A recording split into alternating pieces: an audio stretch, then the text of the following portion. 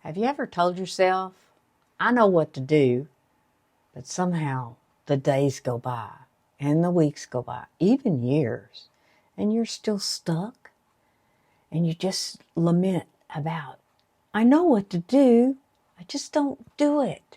And you get frustrated and you wonder why. And maybe there's no other reason why. Everybody does this. I've heard it a lot lately in my sessions with my clients, and it's like, it's the same thing.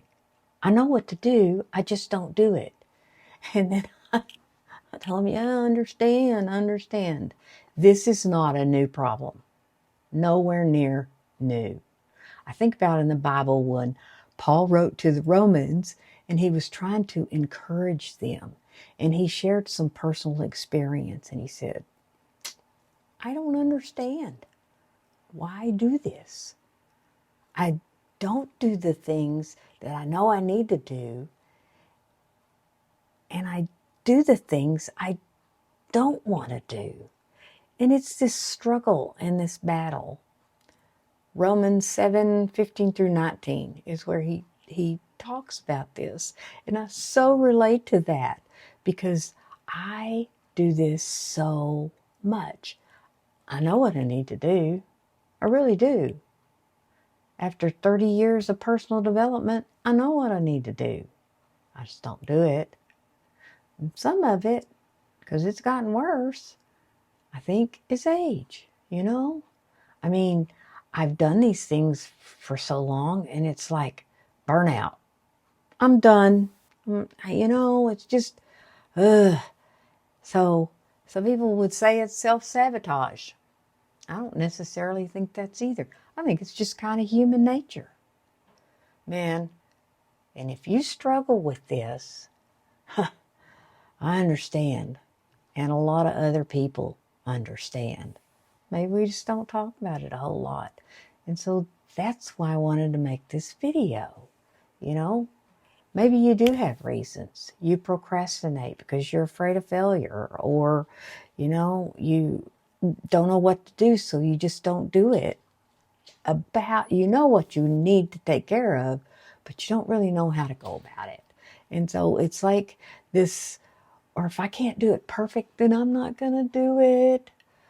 But knowing what to do and not doing it doesn't mean you're broken, or doesn't mean there's something wrong with you, doesn't mean you're lazy. It's kind of just human nature. For me, in personal development, it's in working with clients. I can tell them, and give them insight into things they might want to do or try, or, and I go back to that, and I've said it before in other videos. If it works for you, that's what works for you. And these other big gurus, the power hour. Oh my goodness. I think about that. When I first retired, I had time to do a power hour. I tried some of that. It did not work for me. 20 minutes of mindfulness and 20 minutes of exercise and 20 minutes of reading. And then you've got your power hour. And, my power hour consists of a cup of coffee and some YouTube. That's my power hour. That's what works for me. There are some things that I have set into place for a morning routine that I do, and a nightly routine.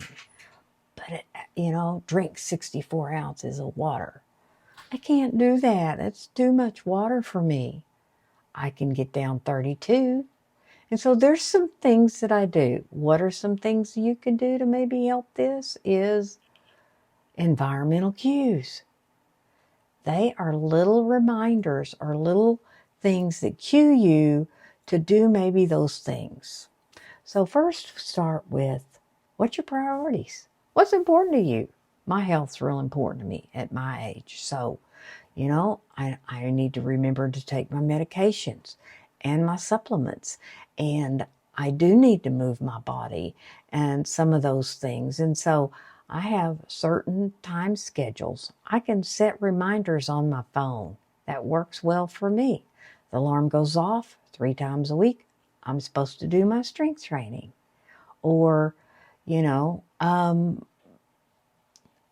going to share some personal stuff here. I get focused on what I'm doing and I forget to do stuff. So I could put laundry in the washer and I'll forget to move it to the dryer because I'm busy, you know, futzing around the house or doing my rat killing, and I forget.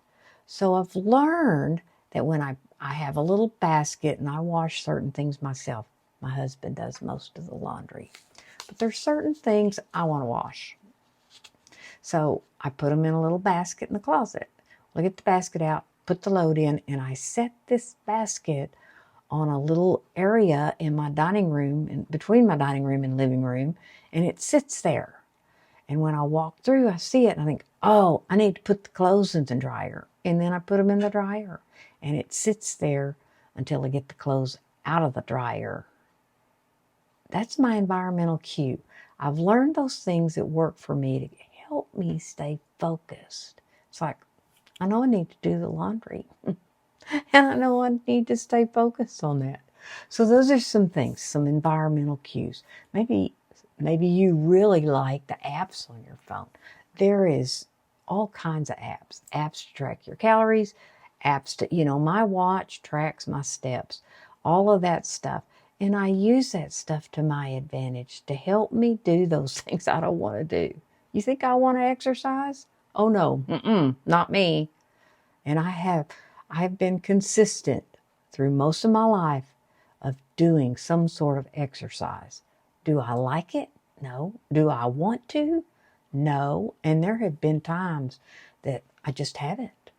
And I go through this spell of, I know I need to do this. I just don't do it. Or eat the right thing.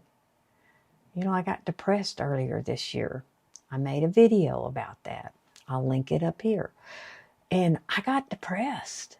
And I knew I didn't need to be eating those Doritos, but I did. I did what I didn't want to do. And I gained 5 pounds. And so since then, I have been really trying to get back to get on a healthy eating plan. And it's been real gradual. And I've just gradually done a little more and a little more and I don't know what happens that kicks in. I don't know. One day it's like I put on the pants that I used to wear and I can't wear them. They're too tight or I can't get them on. And I'm like, all right, that's it. This is it. So then I have my motivator and I move in that direction. So is this self-sabotage? Is it just, I was very upset. I went to the doctor and I talked to her about, gaining weight. I already needed to lose 10 pounds. And then I put 5 pounds on top of that. I was upset, and we talked about it. And she told me what I weighed in December when I was there the last time. And I was like, okay, I can get back down to that. And so the gradual process, it is a process. The number one main thing to do is don't beat yourself up. Give yourself some grace. Celebrate the little bitty successes. Just the little ones.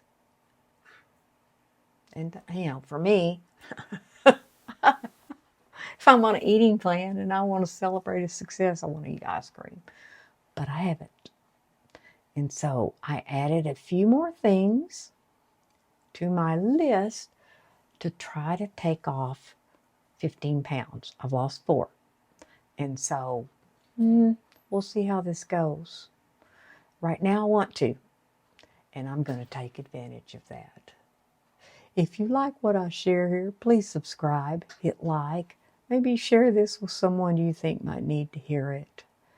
Just don't take yourself so seriously. Enjoy life, the small things. And as usual, remember to be you on purpose.